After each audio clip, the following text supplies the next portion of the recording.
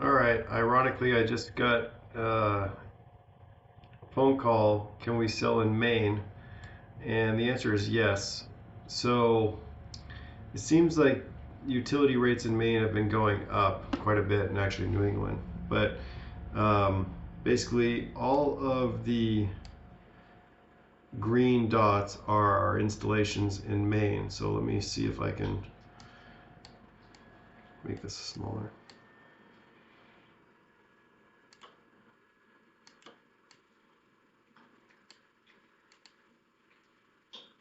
It's hard. Let's go like this. So this is New England here. So obviously it's a lot of people are going solar in Maine and New Hampshire and all of New England. So, but if I go to, this is Waterville right here. This is Augusta, all the way down into southern Maine, tons of them.